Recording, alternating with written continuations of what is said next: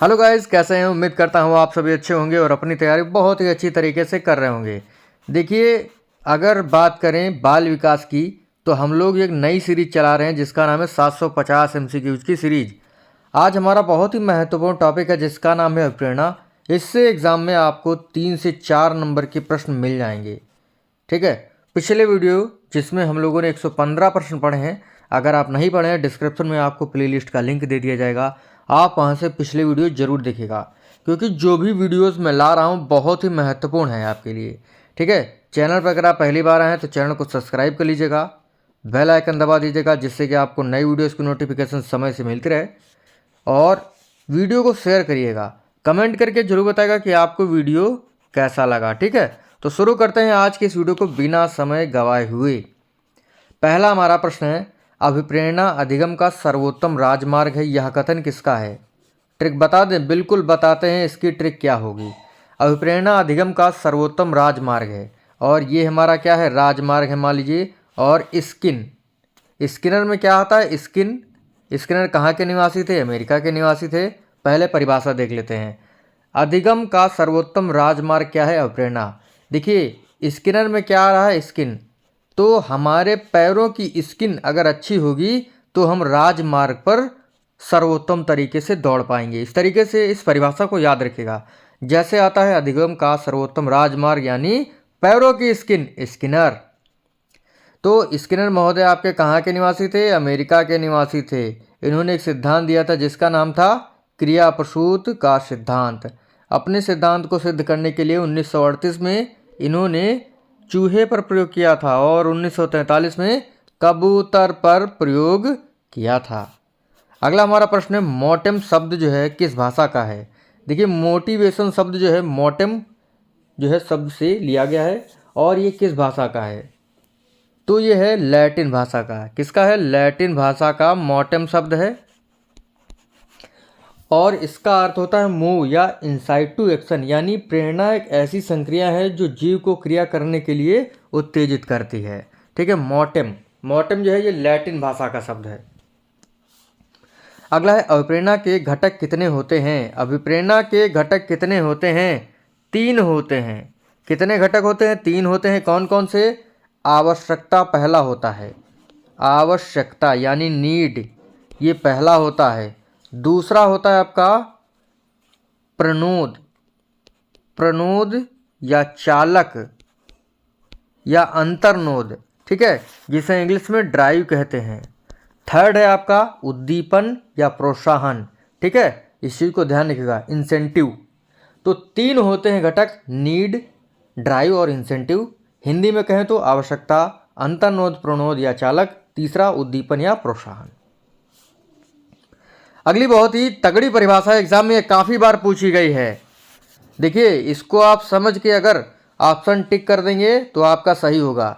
अभिप्रेरणा क्रिया को प्रारंभ करने, जारी रखने और नियमित रखने की प्रक्रिया है। यह कथन किसका है? रूसो का, स्किनर का, फ्रेंसन का या गुड का? तो यह है गुड का। गुड को हम मान सकते हैं गुड। देखिए, जब हम लेजी होते हैं ना या आलसी होते हैं तो हमारे जो कार्य करने की क्षमता होती है, हम कोई भी कार्य प्रारंभ नहीं करते हैं, जारी नहीं रखते हैं और नियमित नहीं करते हैं। तो जैसे ही हम लेजी होते हैं, गुड़ खा लें तो हम किसी कार्य को प्रारंभ करने, जारी रखने और नियमित रखना शुरू कर देते हैं। इस तरीके से आप इसे रिलेट करके याद रखिएगा। भूख क्या है? आवश्यकता, चालक, प्रोत्साहन या उद्दीपन। देखिए, भूख क्या है? ये है आपका ड्राइव। ड्राइव मतलब क्या होता है? चालक या प्रणोद या अंतर्नोद। देखिए, चालक या प्रणोद या अंतर्नोद शब्द का सर्वप्रथम प्रयोग वुडवर्थ ने 1928 में किया था। भूख, प्यास और नींद जो है आपकी क्या है? चालक है। अगला है, सीखने में सफल अनुभव सीखने की प्रेरणा देते हैं। यह कथन है ग्रेगर, रूसो, फ्रेंसन या जेम्स ड्रेवर का। देखिए, इसको कैसे याद रखेंगे? यहाँ पर मैंने एक पिक लगाई है, फ्रेंड यानी फ्रेंसन। देखिए, जब हमारे दोस्त यानी फ्रेंड अनुभवी होंगे तो हम अच्छा सीख पाएंगे। वही है सीखने में सफल अनुभव की प्रक्रिया, सीखने में सफल अनुभव सीखने की प्रेरणा देते हैं। तो अनुभवी फ्रेंड जो है वो सीखने की प्रेरणा देते हैं। अगला है व्यक्ति के अंदर होने वाला ऊर्जा परिवर्तन ही अभिप्रेरणा है। यह कथन किसका है? ये कथन है मैकडोनाल्ड का। देखिए, जब हम मैकडोनाल्ड का पिज्ज़ा या बर्गर खा लेते हैं तो हमारे शरीर में क्या हो जाता है? ऊर्जा परिवर्तन हो जाता है। इस तरीके से आप लोग याद रखिएगा, जैसे ही हमारे सामने बर्गर आता है तो हमारे अंदर जो है ऊर्जा परिवर्तन हो जाता है। मान लीजिए वो मैकडोनाल्ड का बर्गर है, ठीक है, तो इस तरीके से याद रखिएगा। अगला है अभिप्रेरणा का मनोविश्लेषणात्मक सिद्धांत किसने दिया था? मन को विश्लेषण करना, मन का विश्लेषण फ्राई कर दिया तो फ्रायड ने, सिगमंड फ्रायड ने मनोविश्लेषण सिद्धांत दिया था। अगला है अब्राहम मास्लो ने अभिप्रेरणा के कितने प्रकार बताए हैं? 3, 4, 2 या 6? अब्राहम मास्लो ने अभिप्रेरणा के 2 प्रकार बताए हैं। कितने प्रकार? 2 प्रकार। एक तो बताया है जन्मजात अभिप्रेरणा, जन्मजात अभिप्रेरणा। दूसरा बताया है अर्जित अभिप्रेरणा, जो हमें जन्म से मिलती हैं, जैसे भूख, प्यास, नींद, क्रोध। और आपको अर्जित करना पड़ता है, जैसे पुरस्कार, दंड, लक्ष्य, प्रशंसा। ठीक है, तो याद रखिएगा। अगला, गैरेट ने अभिप्रेरणा के कितने प्रकार बताए हैं? गैरेट ने अभिप्रेरणा के 3 प्रकार बताए। कौन कौन से? जैविक अभिप्रेरणा, सामाजिक अभिप्रेरणा, मनोवैज्ञानिक अभिप्रेरणा। इसी प्रकार थॉमसन ने 2 प्रकार बताए हैं। कौन कौन से? स्वाभाविक अभिप्रेरणा और कृत्रिम अभिप्रेरणा। वही अगला प्रश्न, स्वाभाविक एवं कृत्रिम अभिप्रेरणा के प्रकार किसने बताए हैं? तो ये बताए हैं थॉमसन ने। किसने बताए हैं? थॉमसन ने। मूल प्रवृत्तियों का सिद्धांत किसने दिया है? मास्लो, सीएल हल, मैकडूगल या हर्जबर्ग? तो मूल प्रवृत्तियों का सिद्धांत किसने दिया है? मैकडूगल महोदय ने। 14 प्रकार की मूल प्रवृत्तियां और उनसे जुड़े हुए 14 प्रकार के संवेगों की बात किसने की है?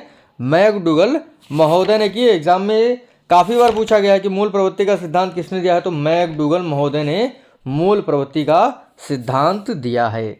ठीक है, अगला बहुत ही अच्छा प्रश्न आने वाला है।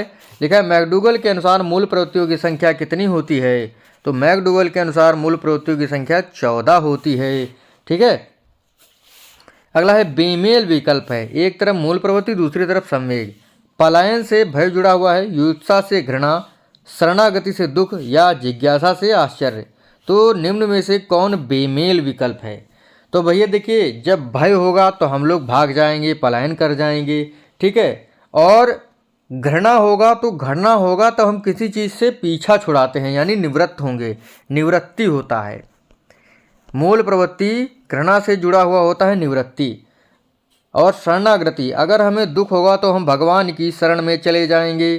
ठीक है, ये तो सही है। जिज्ञासा, अगर हमारे सामने किसी आश्चर्य की बात की जाएगी तो जिज्ञासा होगी, भैया देखे चल के। मान लीजिए राजस्थान में पिंक सिटी है, फेमस है काफ़ी, तो हवा महल वहाँ पे काफ़ी अच्छा बना हुआ है। तो जैसे ही हवा महल की बात आती है, आश्चर्य की बात आती है, तो आपके अंदर जिज्ञासा होती है, चलो भैया देखते हैं चल के। ठीक है, तो देखिए, युत्सा से जुड़ा हुआ होता है आपका क्या?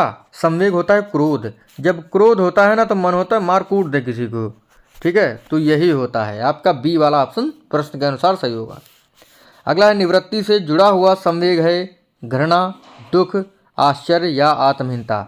अभी मैंने आपको बताया था, निवृत्ति मतलब पीछा छुड़ाना, पीछा छुड़ाना। जैसे ही आपके अंदर घृणा आएगी तो सोचेंगे भैया इससे दूर ही रहो, फालतू में अपना दिमाग क्यों खराब करोगे।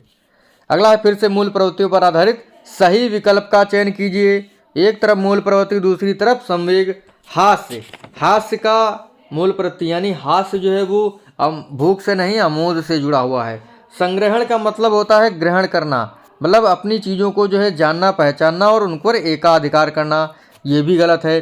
भोजन, भोजन के लिए भूख होता है, एकाकीपन नहीं होता है। रचनात्मकता के लिए प्रतिभाव होता है, यानी आपका डी वाला ऑप्शन सही होगा। देखिए 14 मूल प्रवृत्तियां हैं, उनसे जुड़े हुए संवेगों की बात कर लेते हैं। भय संवेग होगा तो मूल प्रवृत्ति पलायन, क्रोध होगा तो युत्सा, घृणा होगा तो निवृत्ति, वात्सल्य होगा तो संतान की प्राप्ति, दुख होगा तो शरणागति, कामुकता होगा तो काम मूल प्रवृत्ति, आश्चर्य होगा तो जिज्ञासा, आत्महीनता होगा तो दैन्य, और आत्म स्वाभिमान होगा तो आत्मगौरव, और सामूहिकता, सामूहिकता अगर मूल प्रवृत्ति होगी तो एकाकीपन संवेग होगा। भूख अगर संवेग है तो भोजन आपका मूल प्रवृत्ति, स्वामित्व या अधिकार तो संग्रहण मूल प्रवृत्ति, प्रतिभाव होगा तो रचनात्मकता, आमोद होगा तो हास्य। अगला है क्षेत्रीय सिद्धांत किसने दिया है प्रेरणा का? तो मैंने आपको बताया था, आइए हमारे क्षेत्र में हम आपको कूट देंगे, मार जो है एकदम लतिया देंगे। तो इस तरीके से याद रखिएगा, कूर्ट लेविंग है ना, कूर्ट लेविन, तो कूट कूट को मान लीजिए कूट और लेविन मतलब लेंगे। आइए हमारे क्षेत्र में ज़्यादा हीरो बनते हैं, मारकूट लेंगे, इस तरीके से याद रखिएगा। अगला है प्रणोद का सिद्धांत, जिसमें बल होगा वही हल चलाएगा। प्रणोद, प्रणोद के सिद्धांत को पुनर्वर्ण का सिद्धांत भी कहते हैं। क्या कहते हैं? पुनर्वर्ण का सिद्धांत। तो इसको याद रख सकते हैं कि जिसमें बल होगा वही हल चलाएगा। तो प्रणोद का सिद्धांत किसने दिया है? CL हल ने, क्लार्क L हल ने दिया है। अगला स्वास्थ्य का सिद्धांत किसने दिया है? अभिप्रेरणा का स्वास्थ्य का सिद्धांत। देखिए स्वास्थ्य अच्छा होगा तो हम कम कर पाएंगे, अन्यथा नहीं कर पाएंगे। तो देखिए अगर हमारा स्वास्थ्य अच्छा होगा तो हम बर्गर खा लेंगे, बर्गर खाने में कोई हर्ज नहीं। बर्गर, बर्ग लिखा है तो उसको बर्गर मान लीजिए, बर्गर, बर्गर। तो जब हमारा स्वास्थ्य अच्छा होगा तो बर्गर खाने में कोई हर्ज नहीं है भैया। और भैया स्वास्थ्य अच्छा नहीं होगा तो बर्गर क्या, कुछ भी नहीं खा सकते हैं, मूंग की दाल पिएंगे।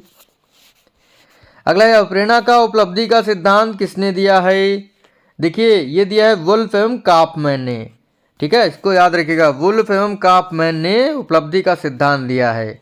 ठीक है, एकदम ध्यान रखिएगा, एग्जाम में पूछा जाता है कि उपलब्धि का सिद्धांत किसने दिया है। सॉरी, उपलब्धि का सिद्धांत वुल्फ एवं काफमैन ने नहीं, मैकली लैंड ने दिया है। यही तो थोड़ा गड़बड़ हो गया भाई, ध्यान दे रहा था मैं। अभिप्रेरणा का उपलब्धि का सिद्धांत जो है मैकली लैंड ने दिया है। उपलब्धि में मैक को लैंड मिल गई, यानी भूमि मिल गई, इस तरीके से याद रखिएगा इसे। अगला है आवश्यकता का सिद्धांत। ये तो भैया मैंने आपको बहुत ही अच्छी तरीके से बताया है। अब हमें मसाले की आवश्यकता है, जैसे आता है आवश्यकता का सिद्धांत। अब हमें यानी अब्राहम, मसाले मतलब मास्लो। अब हमें मसाले की आवश्यकता है, यानी अब्राहम मास्लो ने आवश्यकता का सिद्धांत दिया है। अब हमें मसाले की आवश्यकता है। ठीक है, अगला है मास्लो ने अभिप्रेरणा के कितने प्रकार बताए थे? 2 प्रकार। कौन कौन से? कौन कौन से अभी बताता हूं मैं आपको, भी मैंने आपको बताया था कौन कौन से, जन्मजात और अर्जित अभिप्रेरणा।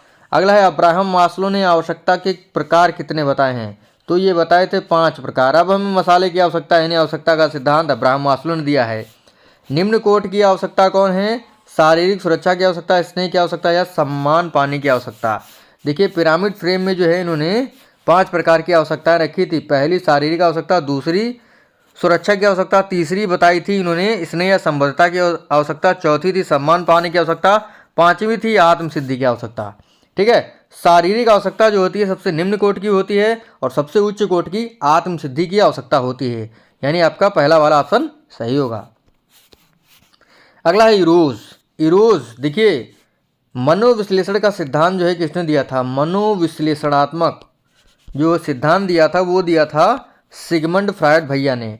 तो उन्होंने 2 प्रकार के मूलक बताए थे, एक तो आपका इरोज और थेंटोस। तो इरोज का मतलब क्या है वही पूछा गया है और बहुत ही शानदार प्रश्न है, एग्जाम में एकदम फटाक से टपक जाएगा। तो आप सोचेंगे क्या बवाल आ जाता है इरोज थेंटोस। तो इरोज का मतलब होता है जीवन मूलक, यानी निर्माणकारी। ठीक है, और ये सकारात्मक ऊर्जा वाला होता है, आशावादी दृष्टिकोण रखता है तथा यह जो इरोज होता है ये प्रगति प्रदान करता है।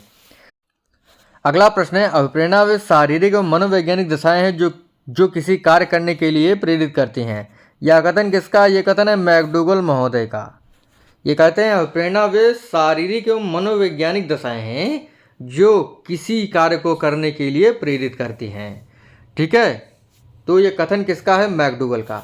अगला आपका कथन है अभिप्रेरणा हमारे क्यों का उत्तर देती है। ये कथन है फ्रेंच और क्रचफील्ड का। इसको कैसे याद रखेंगे कि अभिप्रेरणा एक लड़की है, उसने क्रच के फ्रेंच फ्राई क्यों खा लिए। ठीक है, अगली आपकी परिभाषा है प्रेरणा व्यक्ति की वह दशा है जो उसे निश्चित व्यवहार करने के लिए निश्चित लक्ष्यों की ओर उत्तेजित करता है। रास, रूसो, वुडवर्थ या स्किनर। प्रेरणा व्यक्ति की वह दशा है जो उसे निश्चित व्यवहार करने के लिए निश्चित लक्ष्यों की ओर उत्तेजित करता है। यह कथन है वुडवर्थ महोदय का। किसका है ये? वुडवर्थ महोदय का है। अगला आपका प्रश्न है थेंटोस। थेंटोस क्या है? नकारात्मक सकारात्मक जीवन निर्माण या जीवन का अंत। तो देखिए थेंटोस जो था ये विध्वंसकारी नकारात्मक ऊर्जा से जुड़ा हुआ है और ये जीवन के अंत से भी जुड़ा हुआ है, यानी विध्वंसकारी होता है। तो आपका ए और डी दोनों ऑप्शन इसमें सही होंगे। अगला सकारात्मक अभिप्रेरणा किसे कहते हैं? प्रेम, प्यास, आश्चर्य या ये सभी? तो ये सारी आपकी सकारात्मक अभिप्रेरणा है, यानी ये आपके अंदर होती हैं। इसे आंतरिक अभिप्रेरणा के नाम से भी जाना जाता है। तो छोटा सा वीडियो यहीं पर था, आपका समाप्त हुआ। और एक आपका सिद्धांत है प्रोत्साहन का सिद्धांत। प्रोत्साहन का सिद्धांत जो है वुल्फ और काफमैन ने दिया था। प्रोत्साहन वुल्फ को यानी भेड़िया को प्रोत्साहन का सिद्धांत है प्रोत्साहन का सिद्धांत। वुल्फ और काफमैन ने दिया। किसने? वुल्फ और काफमैन। वुल्फ माने भेड़िया, काफ मतलब बछड़ा। तो वुल्फ को इतना प्रोत्साहन दे दिया गया कि वो बछड़ा बन गया। इस तरीके से याद रखिएगा। बाकी मिलेंगे आपसे अगले वीडियो में, तब तक के लिए जय हिंद जय भारत। और वीडियो में अगर आपको कुछ भी अच्छा लगा हो लाइक कर दे, शेयर कर दे। Thanks for watching.